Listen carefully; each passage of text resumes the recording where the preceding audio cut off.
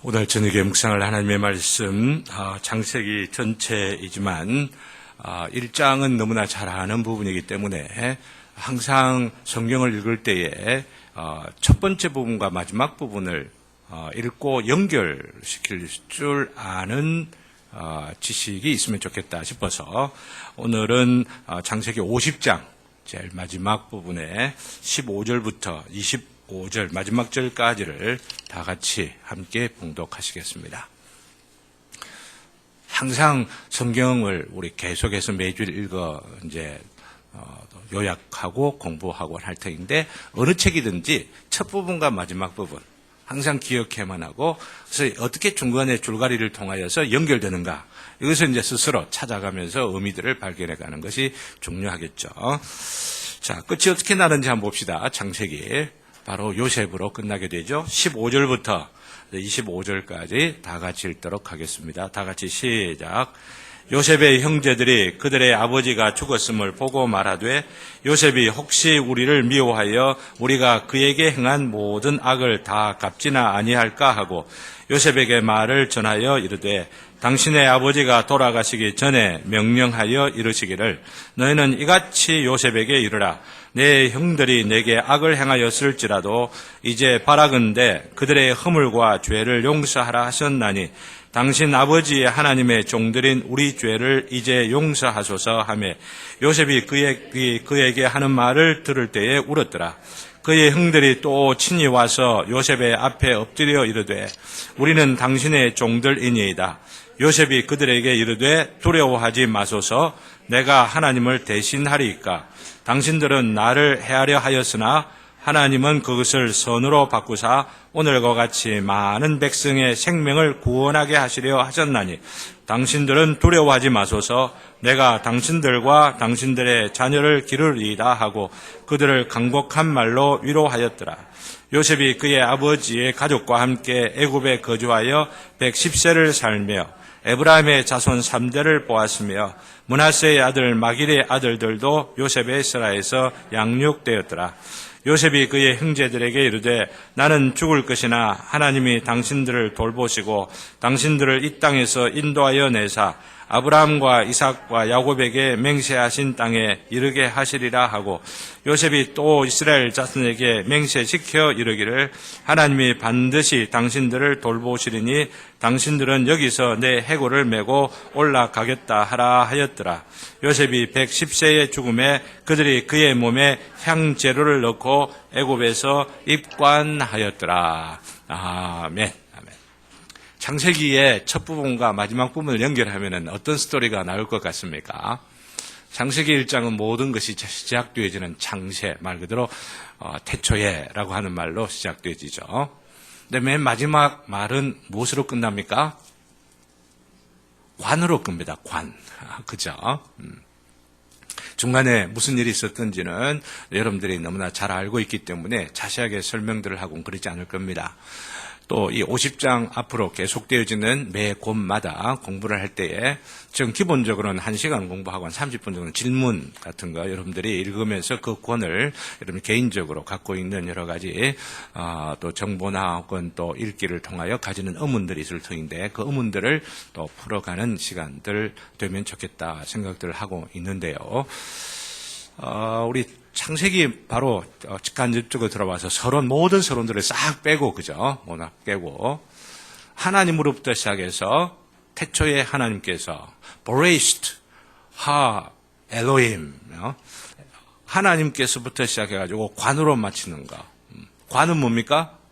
요셉의 관이어서 우리가 출애굽기를 이미 알고 있는 측면에서 보면 큰 백성을 이루었다라고 하는 그런 어떤 소망이 또 기대가 있곤 하지만은 그럼에도 불구하고 관으로 맞추고 있다라고 하는 것은 하나님께서 원래 태초에 가지시려고 했던 그 어떤 계획이 중간에 무슨 일로 인하여 어그러졌고 죽음 혹은 사망 혹은 실패라고 여겨질 수가 있는 어떤 일로 끝났다라고 하는 것을 우리는 직감할 수가 있게 되어집니다. 그러나 또 그것이 실패만은 아니고 요셉의 말 가운데 보면은 형님들이 오해를 해가지고 두려워하고 이제 아버지 야곱이 돌아가시고 나면 어떻게 할까라고 할 때 요셉이 한 말 가운데에 당신들은 나를 해하려 하였으나 하나님은 그것을 선으로 바꾸사. 선으로 바꾸시는 것. 너희들은 악을 행하곤 하지만은 하나님은 오히려 선을 바꾸시는 이 역사. 인간은 하나님께서 원래 가지고 계셨던 계획과 창세를 통하여서 이루시고자 하는 그 계획들을 죄로 인하여서 오염시키고 변질시키고 그 과정과 경로를 뒤틀어 가는 것들 같지만은 그것들을 이용하셔서 하나님께서 무언가를 이루시고 계신다라고 하는 것들을 창세기를 통하여 전체적으로 우리가 정리를 간단하게 우선적으로는 할 수가 있겠습니다.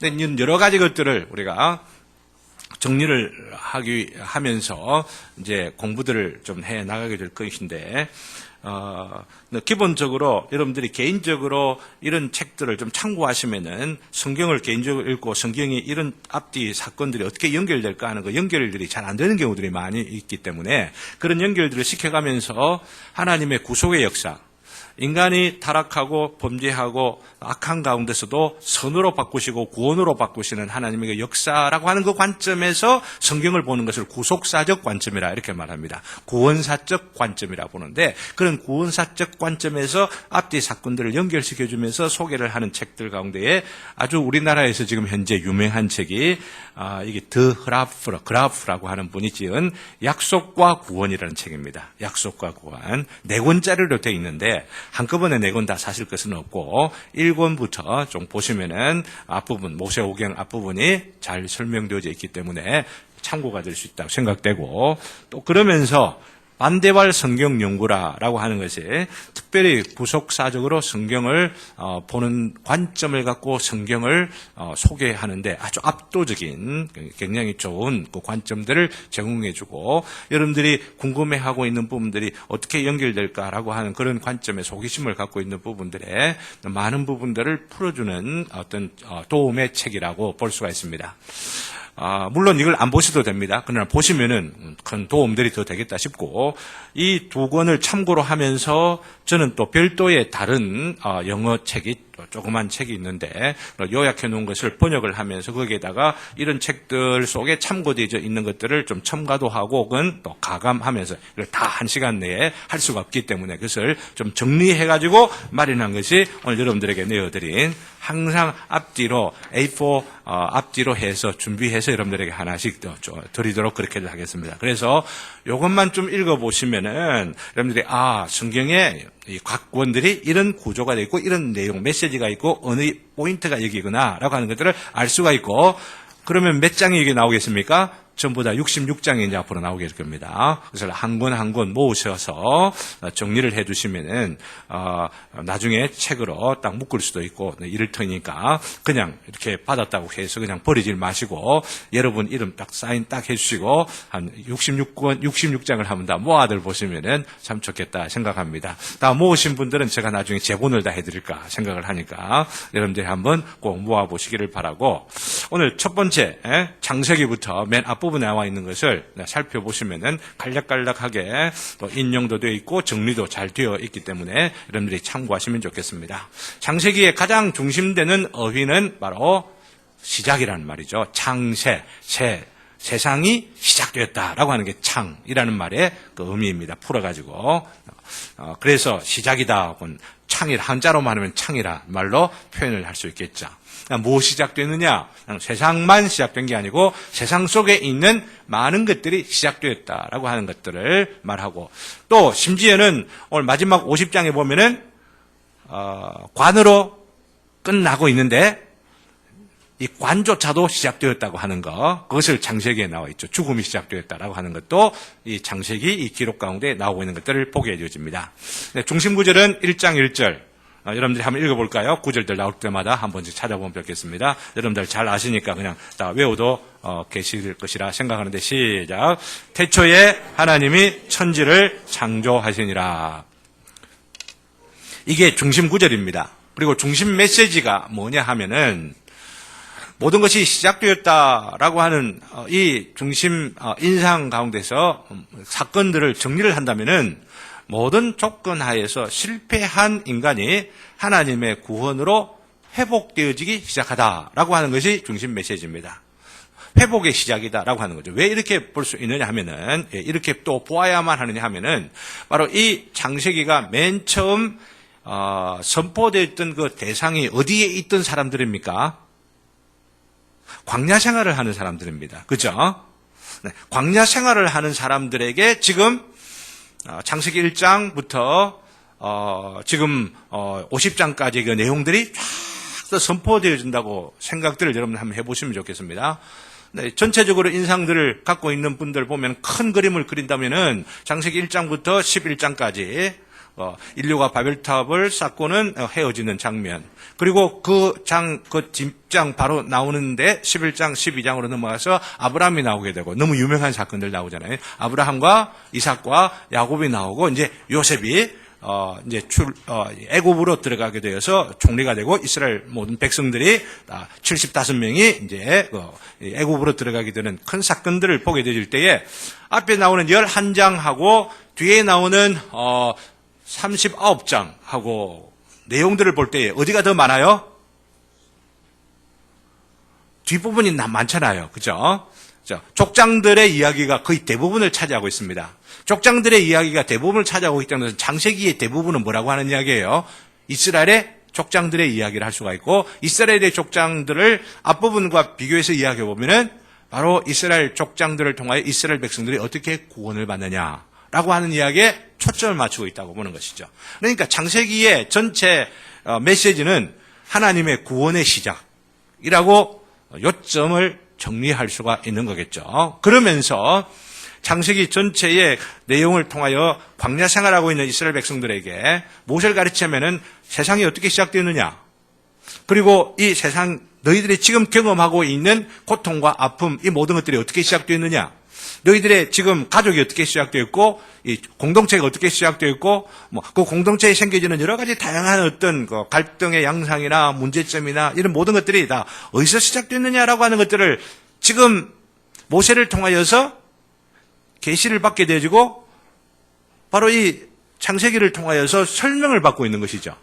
크게 이런 설명들을 보게 되어진다면은 인간들이 실패한 가운데서도 하나님께서 구원이 시작되었다라고 하는 것들을 들으면서 크게 보면은 두 가지를 알 수가 있죠. 하나님에 대하여 알 수가 있게 되고, 또한 두 번째로는 자기가 속해 있는 이스라엘 공동체와 이 공동체 속에 있는 나 자신이 누구냐라고 하는 것들을 알 수가 있는 거겠죠. 크게 보면은 하나님이 누구시냐, 아니면 또 다른 면에서는 내가 누구냐라고 하는 이 측면에서 답을 주고 있는 것이 창세기다라고 하는 것이죠. 하나님은 어떤 분이라고 정리를 할 수가 있겠습니까? 쉽게 이야기를 한다면 만물을 창조하시고 만물의 운행을 시작하신 분이시고, 그죠?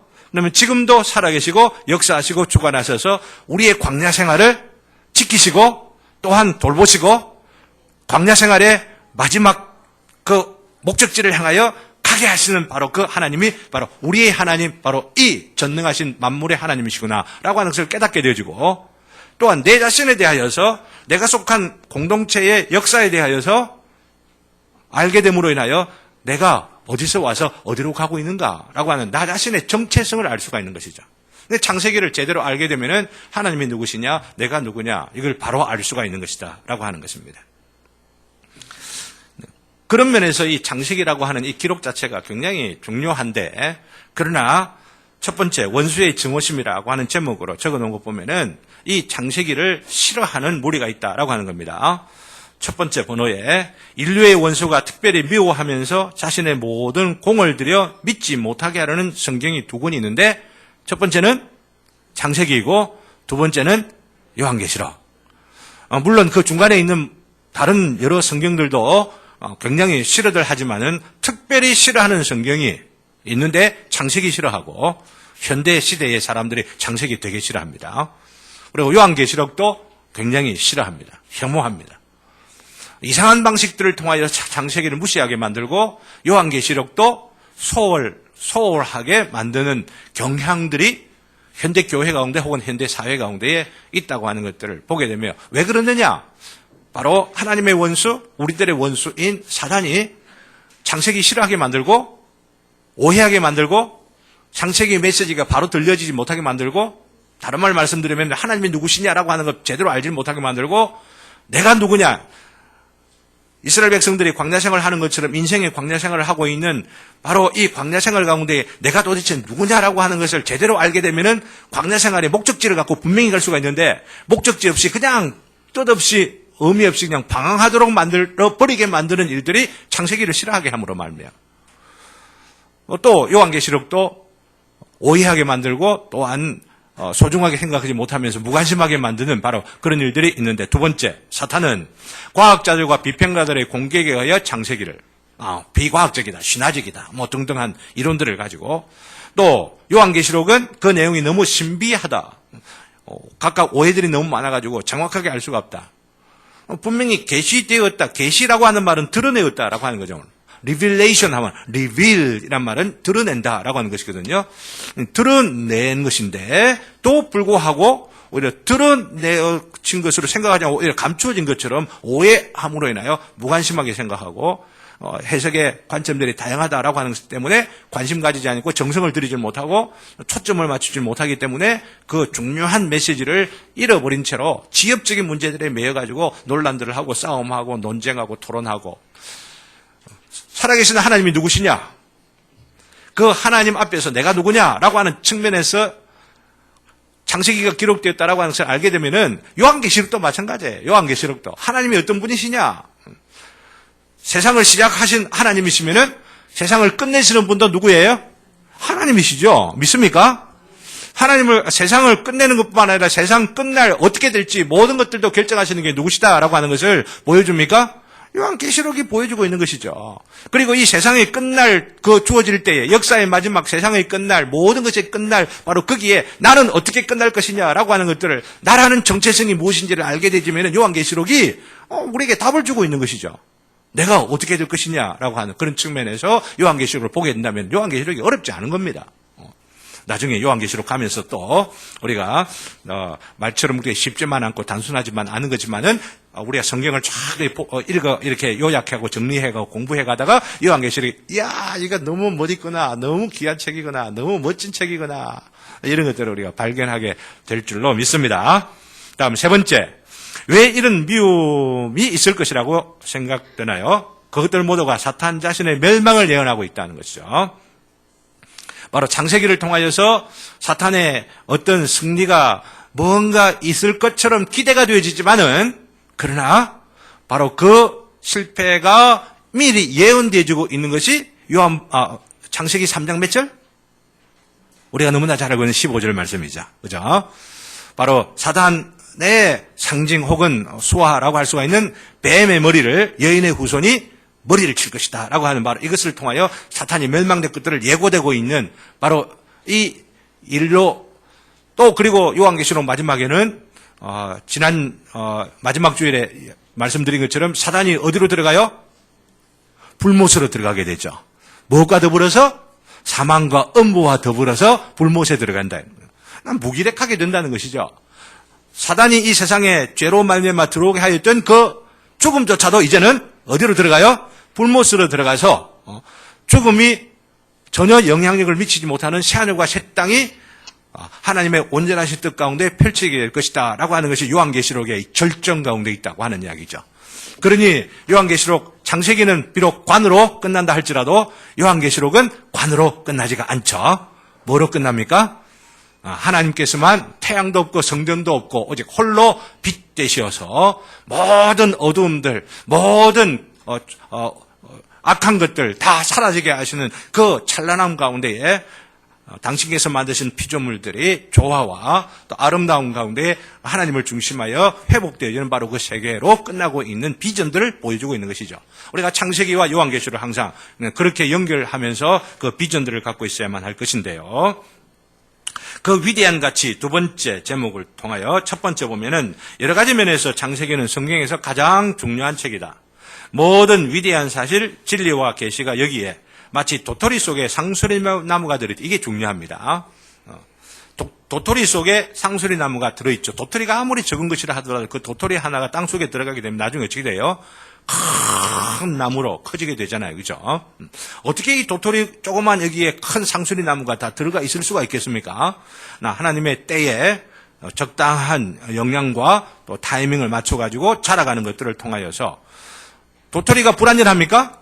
완전하죠. 도토리는 도토리에서 완전하죠. 도토리에서 싹이 나고 자란 줄기가 조금 있는 그 나무도 완전하고 타이밍에 따라가지고 자라는 정도와 그 크기와 양 그것에 다 차이가 있을 뿐이지 다 완전합니다. 하나님의 뜻은 하나님의 역사는 그 시기와 무대 그리고 시간의 제한 이런 요소들이 있지만은 다 완전하죠. 다 완전하죠. 그 완전한 모든 것들이 역사와 시간과 하나님의 역사의 그 과정들을 통하여서 완전 혹은 절정을 향하여 가고 있는 것이 뭐다? 역사다라고 하는 것이죠. 우리가 살아가고 있는 역사이죠. 지금 이 시간도 한편으로 완전하면서 한편으로 완전하지만은 작년보다도 한 단계 더 뭔가 발전해 가고 있고 이 발전이라고 하는 것은 2019년도보다는 조금 덜 하나님의 계획 가운데에 아직 미치지 못하는 부분들이 있고 때로는 그것이 뒤로 후퇴하는 것처럼 보지만은 하나님께서 보시기에 큰 역사의 흐름들 가운데서는 하나님의 구속의 큰 역사의 수레바퀴가 굴러가고 있고 그 물결이 도도하게 지금 흘러가고 있는 가운데 우리가 있다라고 하는 것. 이걸 우리가 볼 줄 알면 되겠죠. 너무나 그 흐름들이 크기 때문에 그 너무나 큰 그 흐름들을 우리가 너무나 적은 우리들이 더욱더 다 감지하지 못하고 느끼지 못하곤 한다 할지라도 우리가 믿음의 눈을 가지게 되고 하나님의 말씀을 읽어가며 그 지식들이 더 많아져 가게 되어서 하나님의 그 위대하심과 광대하심과 그 뜻하심과 이 정확하심 이 모든 것들을 배워가게 되어지면 될수록 하나님의 전체적인 움직임들이 조금씩 들어오게 되는 것이죠. 조금씩 들어오게 되죠. 그래서 우주 한 가운데 날아가서 지구를 딱 바라보는 것처럼 하나님의 말씀을 통하여 하나님의 뜻을 깨닫게 되고 하나님의 그 놀라우신 영광과 그 광유와 그 계획하심, 그 모든 것들이 어떻게 성취되어 가고 있느냐는 성경들을 배워가면서 우리는 한 발자국 딱 물러서서 그 지구의 에메랄드 푸른빛이 너무나 아름다운 것처럼 하나님의 그 세계를 멀리서 바라볼 수 있는 그런 어떤 시각들도 갖게 되지고 그런 시각들을 먼저 보았던 자들이 선지자들이에요. 그런 선지자 그 관점을 갖고 지금 현재 내가 살아가고 있는 관점들을 볼 줄 아는 거. 이게 지금 성경을 공부하는 목적들 가운데 하나이죠. 그렇게 되어지기를 바라고 그런 소망들을 가지고 그러면서 하나님께 지혜를 구하고 말씀이 깨달아지기를 바라고 말씀 가운데 성령님의 역사하심 속에 하나님의 그 지평에서 우리 세계를 보게 하시고 우리 가정 일을 보게 하시고 나의 일을 보게 하시고 내 인생을 보게 하여 주옵소서. 이게 정말 위대한 삶을 사는 비결 가운데 하나인 것을 우리가 알았으면 좋겠습니다. 거기에 멜랑이톤이라고 하는 사람이 우리가 한 말을 다 같이 한번 읽어보겠습니다. 다 같이 시작. 창세기는 그 달콤함에서 모든 다른 책들과 역사설보다 더 뛰어나다. 이것보다 더 아름답고 사랑스러운 작은 책은 더 이상 없다. 멜랑이톤은 종교개혁 루터의 후예자라 할 수가 있는 분입니다. 성경 자체가 또 사실은 성경이 이렇다라고 또 이야기를 하고 있죠. 정금보다 귀하고 꿀보다 송이꿀보다 더 달다라고 하는 거예요.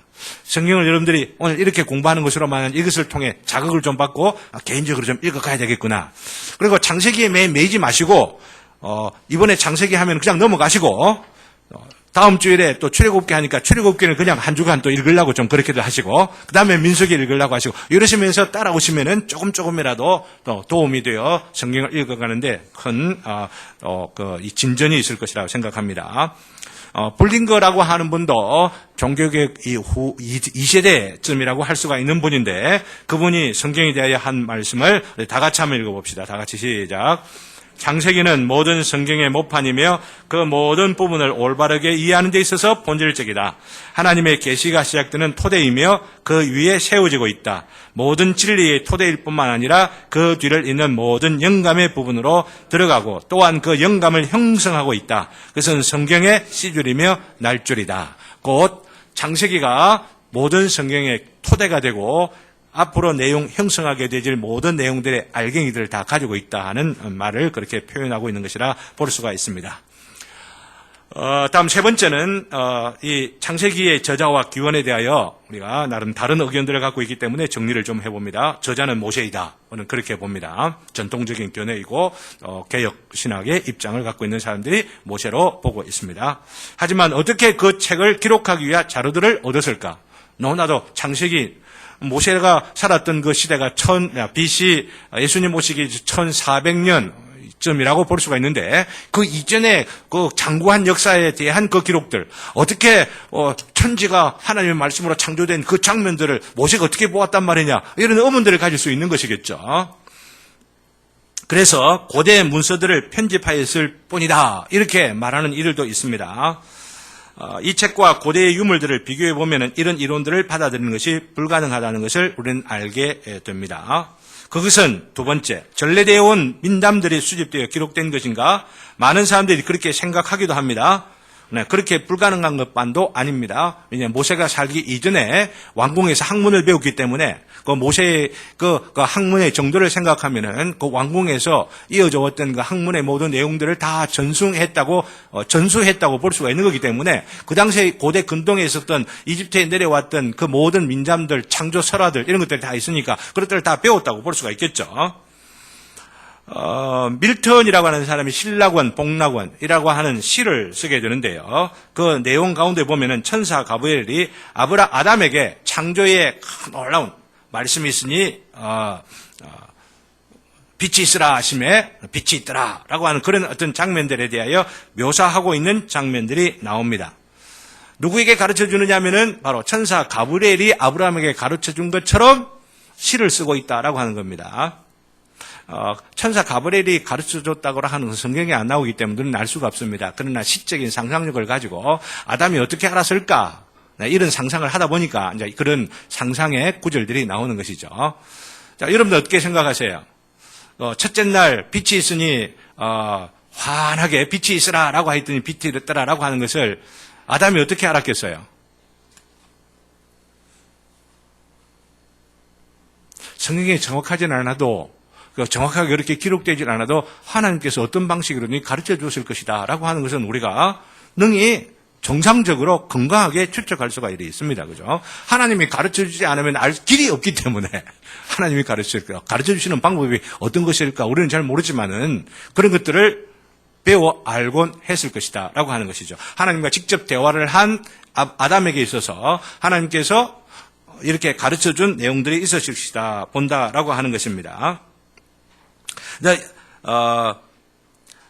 천사 가브리엘이 아담에게 이런 내용들을 가르쳐 준 것은 가상적인 혹은 상상의 이야기를 할 수가 있지만은 하나님께서는 의심할 바 없이 흥미로운 지식을 아담은 그 후손들에게, 그죠? 여기는 무드실라라고 했는데 또 노아에게, 셈에게, 아브라함에게, 이삭에게, 요셉에게 그리고 또 모세에게 전달했을 것이라고 하는 것을 알 수가 있죠. 특별히 고대에 아주 중요한 서사시적 자신의 민족 혹은 또 조상들의 그 이야기들은 구전으로 거의 암송해가지고 전승되어졌던 것들을 생각하면 바로 그런 전승들이 있었을 것이라 우리는 충분히 이야기할 수가 있습니다. 그렇지만 사도행전 7장 37점 38절을 한번 찾아보시기를 바랍니다. 성경에 나와 있는 대로 우리가 이해할 수 있기를 바라기 때문에 사도행전 7장 37점 38절 한번 보시기를 바랍니다. 이건 스데반의 설교의 내용이죠.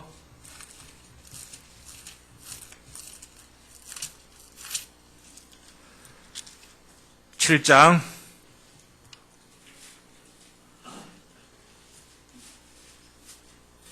37절, 38절 우리 다 같이 읽겠습니다. 시작. 이스라엘 자손에 대하여 하나님이 너희 형제 가운데서 나와 같은 선지자를 세우리라 하던 자가 곧 이 모세라. 시내 산에서 말하던 그 천사와 우리 조상들과 함께 광야 교회에 있었고 또 살아있는 말씀을 받아 우리에게 주던 자가 이 사람이라. 살아있는 말씀. 이것은 모세 오경을 말하고 모세 오경 가운데는 창세기 기록이 있는 거죠. 창세기 기록의 1장 내용도 그 이전에 모세의 학문을 통하여 배운 어떤 전승들도 있고 기록도 있고 또 이렇게 전해져 내온 이야기들도 있었겠지만은 그 모든 전해진 내용들이 오류가 없도록 혹은 영감이 있도록 역사하시어 전승되도록 하게 하신 것은 시내산에서 모세에게 하나님께서 전달해 준 바로 그 말씀을 통해서다라고 하는 것을 우리는 알 수가 있겠습니다. 우리가 이렇게 보는 것이 성경을 제대로 우리가 하나님의 말씀으로 인정하는 바로 그런 자세라고 볼 수가 있겠죠. 그래서 아담 클라크 같은 17세기 영국의 이 메소디스트 감리교 목사인 아담 클라크라는 분이 창세기의 내용에 대해서 요약해서 고백해 놓고 있는 내용을 우리가 다 같이 한번 읽어봅시다. 다 같이 시작. 창세기의 내용은 너무나도 단순하고 너무나도 진리를 담고 있고 그 자체로 상호간 일치되고 그 역사에 있어서 정확하며 개인이 일화들에 있어 진솔하고 철학적 주제들에 있어 너무나도 정확하며 그 독성에 있어서는 순결하고 그 디자인에 있어서는 너무나도 관대하여서 광자로 넣으십시오. 광대하여서 그것이 결코 사람들에게서 생겨난 것이라고 할 수 없는 결론을 충분히 내릴 수 있다. 이 놀라운 책을 어떻게 사람이 썼을까?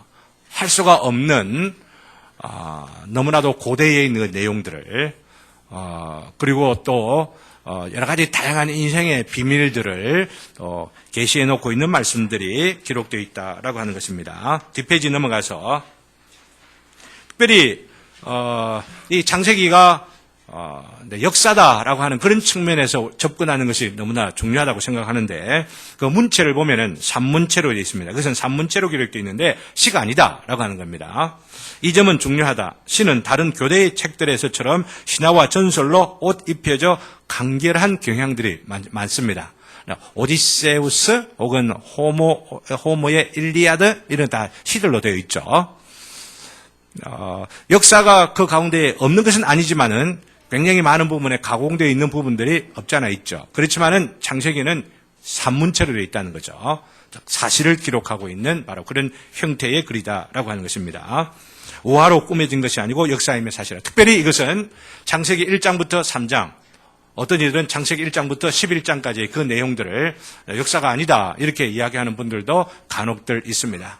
이 짧은 시간에 그것을 다 변증하고 그럴 수는 없는 문제이지만은 우리가 성경을 계속 앞으로 읽어가자라고 하는 그런 그 입장에서 그런 견해들을 잠시 뒤로 제껴놔놓고 어쨌든 읽어보면서 확인하는 것이 가장 중요한 것이기 때문에 올해 역사적 사실로서 받아들이고 성경을 읽어가기로 우리 마음 가운데에 소원을 가지면 좋겠다 생각합니다.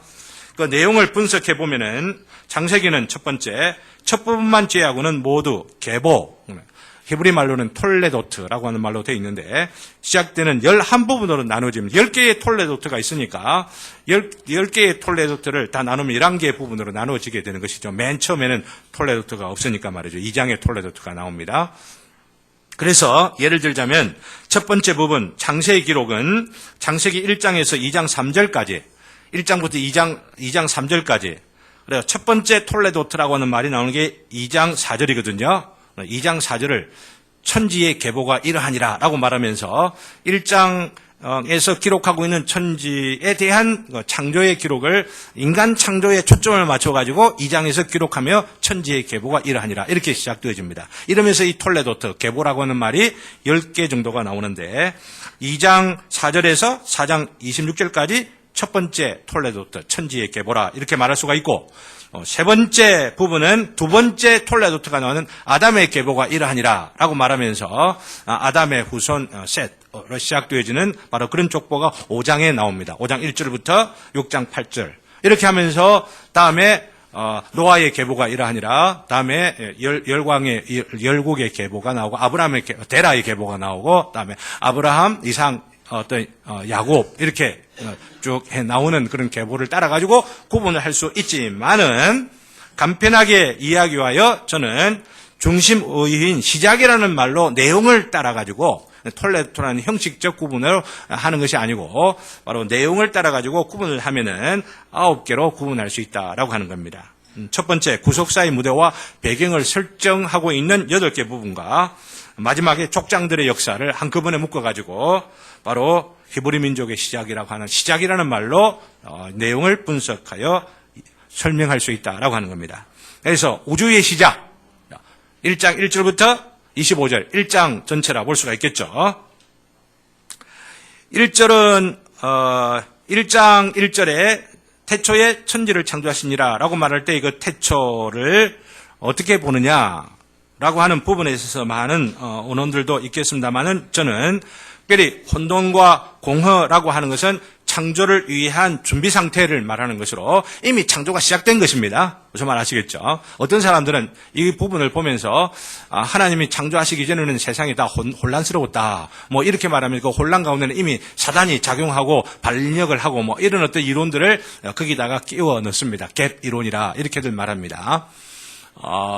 뭐 그런 내용들이 전혀 불가능한 이해는 아니라 할지라도 창세기 1장에서 강조하고 있는 바는 뭐냐면은 하나님께서 창조를 시작하셨다라고 하는 그 관점에서 시작하고 이해를 하면 좋겠습니다. 곧 하나님의 창조의 결과를 강조하고 있는 것이 하나님께 태초에 천지를 창조하시니라 처음에는 혼란과 또 혹은 공허하였다. 그런 상태에서 하나님께서 완전하게 조화로운 세상으로 만드셨다라고 하는 것은 하나님의 창조를 강조하신 바로 그런 표현이다라고 이해를 하시면 되겠습니다. 그리고 날이라고 하는 것은 요즘과 같은 똑같은 날이라고 보기보다는 왜냐하면은 요즘의 날은 무엇으로 결정되어집니까? 해와 달로 결정되어지는데 창세기 1장에 보면은 해와 달은 언제 몇째 날 만들어집니까? 바로 넷째 날 만들어지죠. 그러니까 넷째 날 최소한 이후부터는 지금 현재와 같은 날과 똑같다 할지라도 셋째 날, 둘째 날, 첫째 날 이것은 지금 현재와 같은 똑같은 날이라고 볼 수가 없는 거겠죠. 그런데 왜 날이라고 했느냐라고 하는 것은 바로 이스라엘 백성들이 지금 현재 살고 있는 광야 생활 가운데에 익숙해져 있는 용어가 날이라고 하는 용어이기 때문에 하나님의 단계적인 그 창조의 역사의 그 과정들을 지금 현재 있는 사람들 이해하기 위하여서 날로 구분했다라고 하는 겁니다. 그러니 똑같은 날이다라고 하는 이런 측면에서 생각을 하고 그러면은 날짜를 계산해가지고 쭉 올라가 보니까 지금 현재 지구의 그 나이가 6,000년이다 이렇게 계산한 것은 좀 어리석은 짓이다라고 하는 것을 알아야 합니다. 누구도 모릅니다. 몇 년 됐는지를 몰라요. 그 이전에 몇억 년인지 아니면 몇십억 년인지 뭐 이런 것들까지 뭐 이렇게 확대할 필요까지는 없다 할지라도 소위 어떤 분들이 이야기하는 6,000년설 이렇게 이야기하는 것은 너무 단순하게 성경을 보는 관점이다라고 하는 건 이런 측면만 아시고 중요한 것은 뭡니까?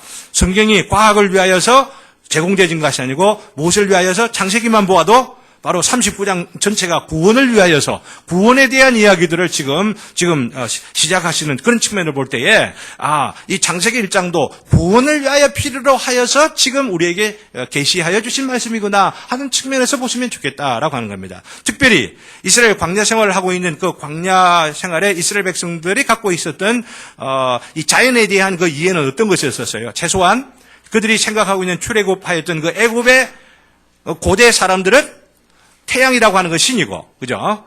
그리고 달이라고 하는 건 신이고, 이 이집트의 그 애굽 강도 다 신이고, 다 모든 걸 다 신으로 보았던 그런 관념들을 갖고 있던 가운데에 그들은 신이 아니다. 신이라고는 오직 하나님, 여호와 하나님뿐이다. 이런 자연이라고 태양이라고 하는 거 그리고 동물이라고 하는 거 엄청난 짐승이라고 하는 거 모든 것은 하나님의 말씀으로 만들어진 것이다. 그러니 겁내고 두려워할 필요가 없고 그것을 경배할 필요가 전혀 없다. 누구만을 경배해야 된다? 하나님만을 경배해라. 이런 메시지를 갖고 있다는 그런 측면에서 창세기 1장을 보아야지 거기에 우리가 시작이 몇 년 과학적으로 계산하니까 얼마큼 있더라. 이런 식으로 성경 보면 안 된다라고 하는 이야기입니다. 예, 그렇게만 보시고 다음 인류의 시작 두 번째 1장 26절부터 2장까지 나와 있는데 인간이 하나님의 말씀에 의하여 혹은 인간은 특별히 하나님의 말씀만 아니고 무엇으로 창조되었습니까? 하나님의 손으로 직접 하나님의 숨이 직접 들어가서 창조되어졌다는 창조물들 가운데에서도 하나님이 직접 손으로 빚어 써서 만드셨다라고 하는 것은 창조물들 가운데서도 가장 독특하고 특별하다라고 하는 것이죠. 그리고 그 인간이 만들기 이전에 모든 피조물들은 어디에다 초점을 맞추어서 만들었다라고 하는 것을 볼 수가 있습니까? 하나님의 형상으로 만들어진 인간을 위하여, 인간을 향하여, 인간의 복지를 위하여, 인간의 그 행복을 위하여서 지금 만들어진 것이다라고 하는 것을 알 수가 있죠. 물론 그것을 더욱더 넘어서는 뭡니까? 인간의 행복만을 넘어서는 게 아니고 인간의 행복만을 위한 것이 아니고 인간의 행복을 통하여서 하나님의 영광을 나타내기 위하여서.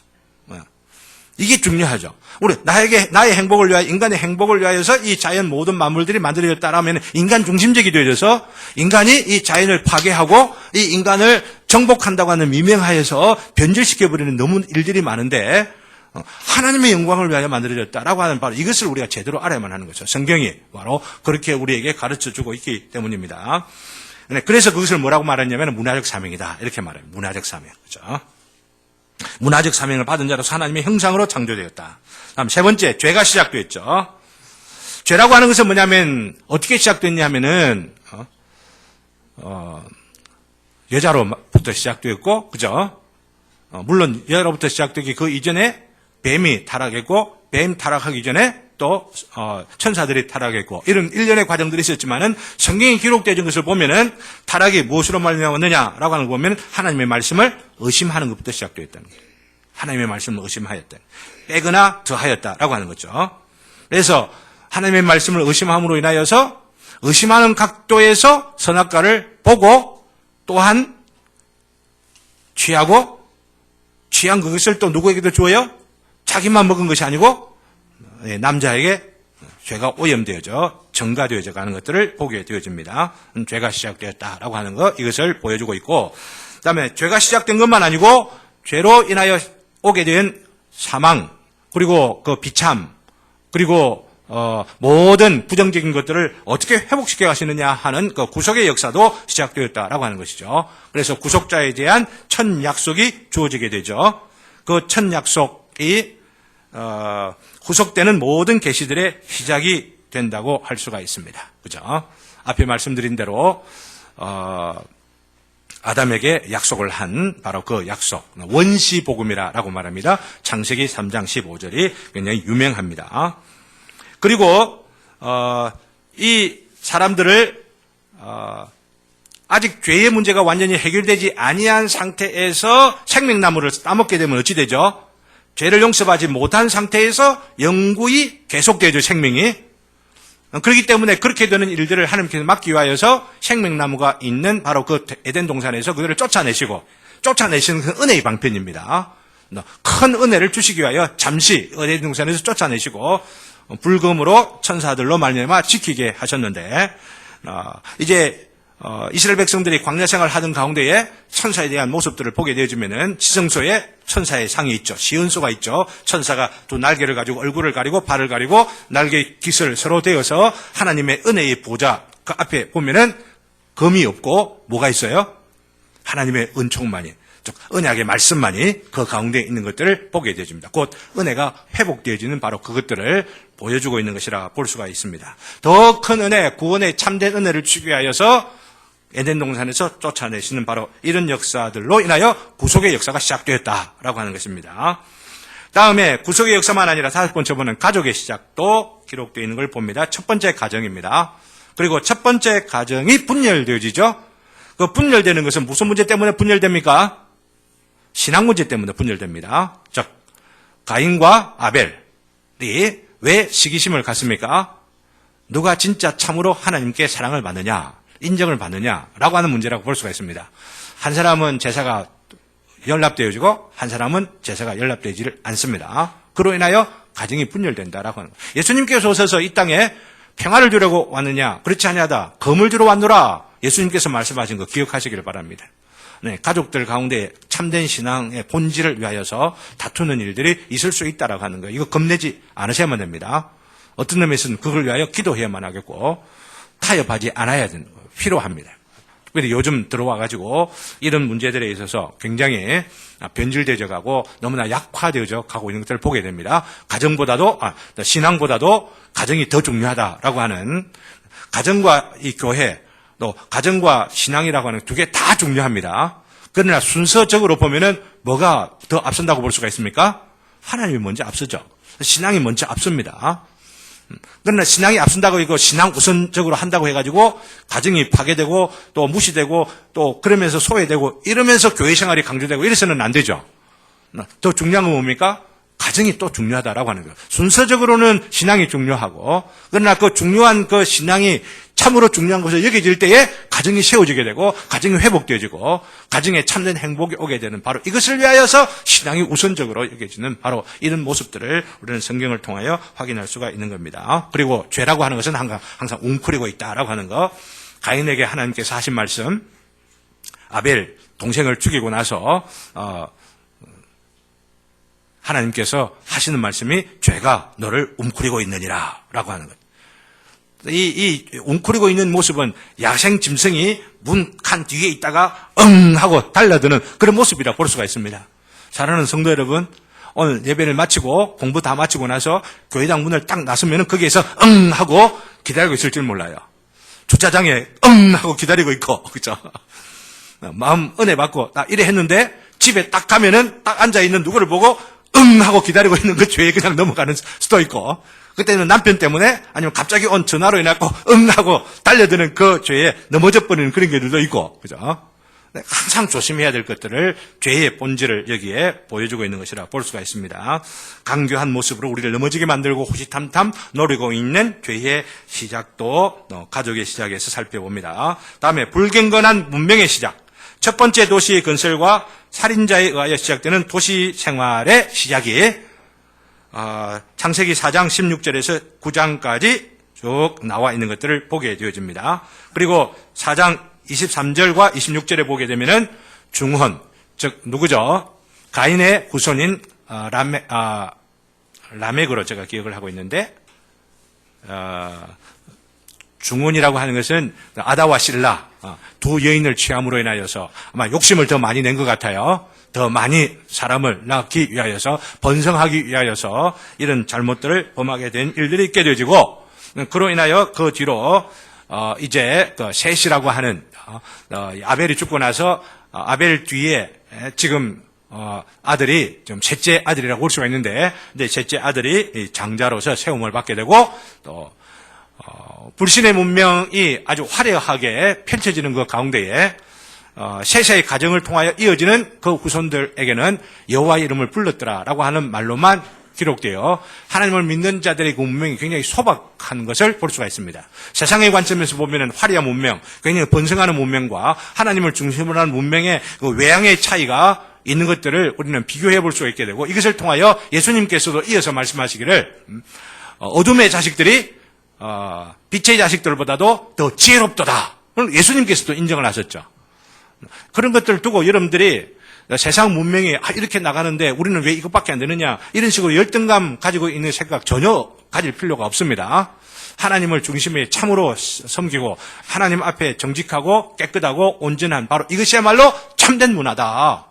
하나 성경이 그렇게 보고 있는 바다라고 하는 것을 아셔야만 되고, 불신의 문명이 어둠의 자식들이 화려하게 만들어놓은 모든 문명의 모든 그 결과들은 누가 취하게 될 것이냐 하면은, 가나안 땅을 정복할 때에 하나님의 백성들이 가나안 문명들 짓지도 아니하는 집을 또 자기들이 세우지도 아니한 집을, 그리고 짓지도 아니한 농사들을 다 거두어 자기의 것으로 삼는 것처럼 이 세상 문명의 화려하고 또 하나님의 일반적인 영에 의하여 역사한 이 문명의 모든 것들은 난 하나님의 백성들이 취하게 될 것이라, 그렇게 믿습니다. 성경이 그렇게 가르쳐주고 있다고 생각을 합니다.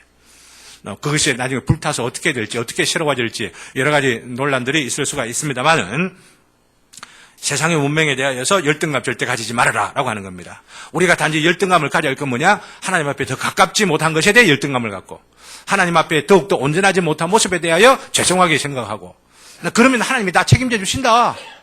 이걸 우리가 더욱 마음 가운데 확신을 하며 우리가 살았으면 좋겠습니다. 그리고 다음 7번째, 세상 민족들의 시작. 구속 역사의 배경이 되는 민족들의 계보가 10장에 기록되어 있고, 그 계보 가운데에 여호와 앞에서 큰 사냥꾼인 누가 나옵니까?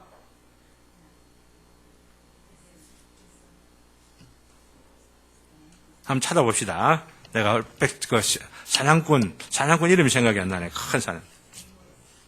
니므롯? 예, 니므롯이 나오네요. 니므롯이 나오는데 왜 이 인물을 크게 이렇게 강조하면서 기록해 놓고 있냐면, 그 시대의 정신이 무엇이냐? 하나님 앞에서 내가 큰 인물 되겠다, 큰 사냥꾼으로서 내가 살겠다라고 하는, 하나님 없이 독립하면서 자기 문명을 이루려고 하는 바로 그런 시대의 정신을 이 사람이 가장 잘 대표해서 남겨두고 있다고 하기 때문에 그렇습니다. 전설에 보면, 성경에는 그렇게 나오지 않지만은 전설에 보면은 바로 니므롯을 중심으로 해서 바로 바벨탑이 세워지고 있는 것을 우리는 보게 되어집니다. 하나님 없이 자신의 구원을 이루고 또 자신의 어떤 안전을 추구해가는 바로 그 모습이 하나님 앞에 큰 사냥꾼으로서 호기를 부리고 하나님 없이 내 인생의 모든 문제를 해결하겠다라고 하는 바로 그런 어떤 정신의 모습을 니무롯이 보여주고 있다라고 하는 겁니다. 반역의 정신과 활동을 대표하고 있다라고 하는 겁니다. 그다음에 그런 뒤에 바벨탑을 쌓게 되고 결국 언어 혼란이 시작되지죠. 하나님과 무관하게 시도되는 첫 번째 인류의 통일 사역입니다. 이것은 하나님 없이 연합하려고 하는 모든 연합이 얼마나 하나님 앞에 가증한 것이냐라고 하는 것을 보여주게 되고, 이로 인해서 진정한 통일이 뭐냐, 진정한 연합이 뭐냐, 하나님 안에서 그리스도를 통하여 이루어지는 진정한 연합과 이 대조를 시키고 있는 겁니다. 바로 10장 11장에 이 언어를 통하여 다 분산 흩어지게 되어지고, 그 이후에 하나님의 백성을 부르시죠. 아브라함을 부르시죠. 아브라함을 통하여 하나님의 선민의 구원의 역사가 시작되죠.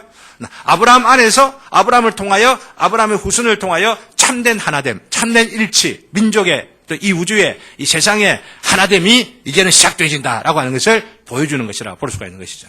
그러니 하나님 없이 우리가 어떤 조직을 만들려고 하고 어떤 거대한 어떤 기업을 세우려고 하고 국가를 만들려고 하고 이 모든 것들이 지금 하나님 없이 지금 이루어지는 것이라고 한다면은 하나님을 중심하여 하나님 안에서 만들어진 모든 참된 하나님의 나라들은 영원한 나라에 이루어지게 되어집니다.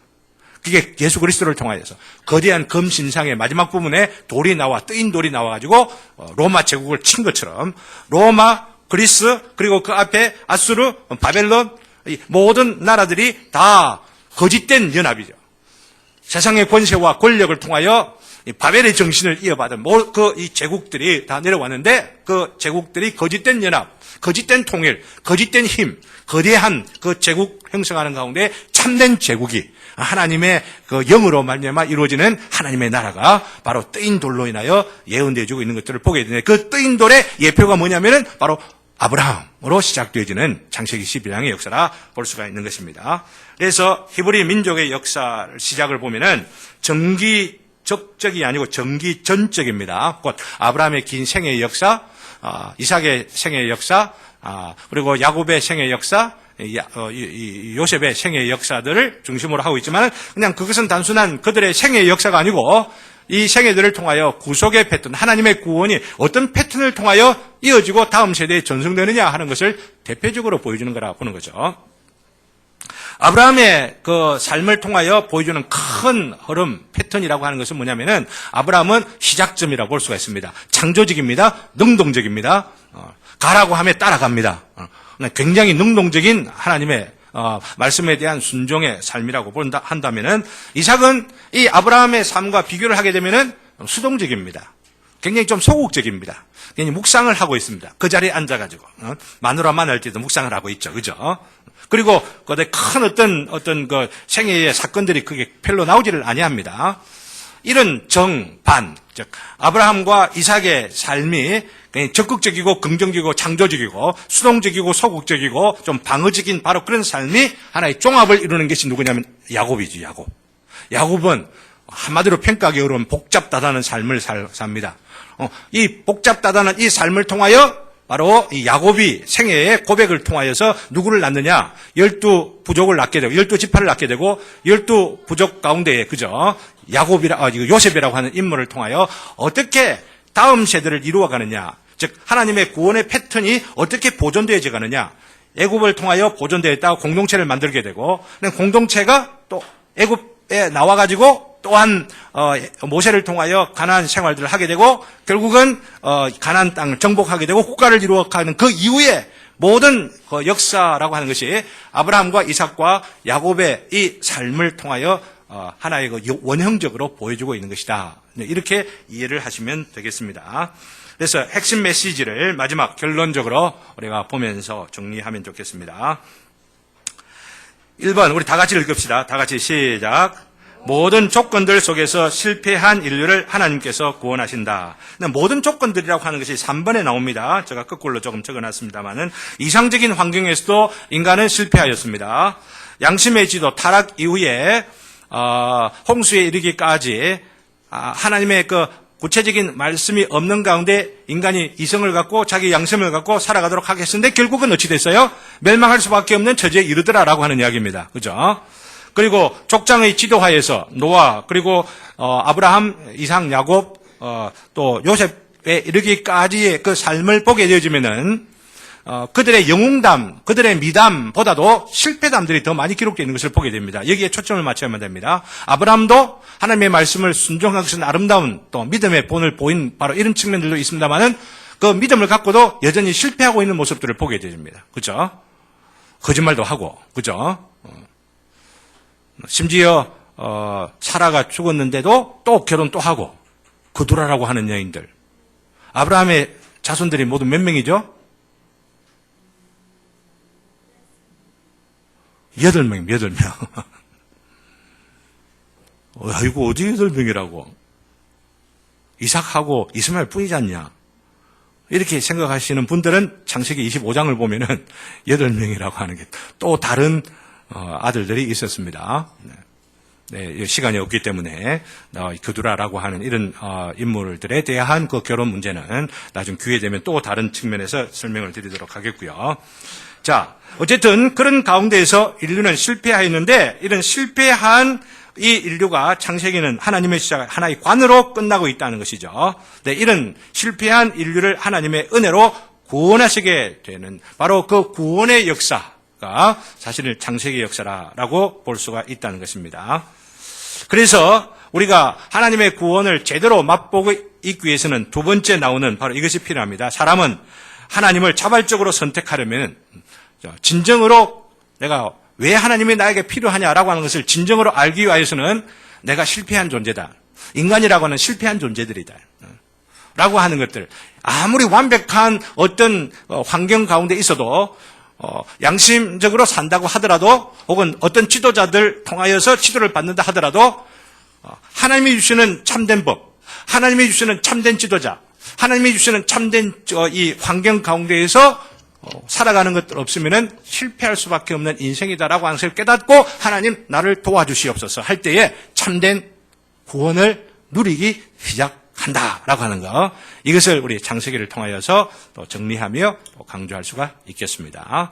우리도 바로 이러한 창세기를 그냥 주막 안산식으로 요약을 딱 이렇게 했는데 이런 관점에서 여러분들 다 한번 읽어보시고 이제 29분인데 약속드린 것처럼 이제 한 30분 내지는 뭐 없으면은 바로 마치고 또 기도하고 이렇게 하겠습니다만은 항상 질의응답도 받고 이랬으면 좋겠다 생각하고 오늘 이 자리에 이 질의응답을 못 하시는 분들은 밴드에도 괜찮고 개인적으로 괜찮고 어디다 괜찮습니다. 그러나 또 그런 방편들을 사용하시기 조금 더 불편해하시는 분들은 지금 이 시간에 질문해 주시면은 오늘 제가 답을 다 하겠다 이런 말씀 제가 못 드리고요.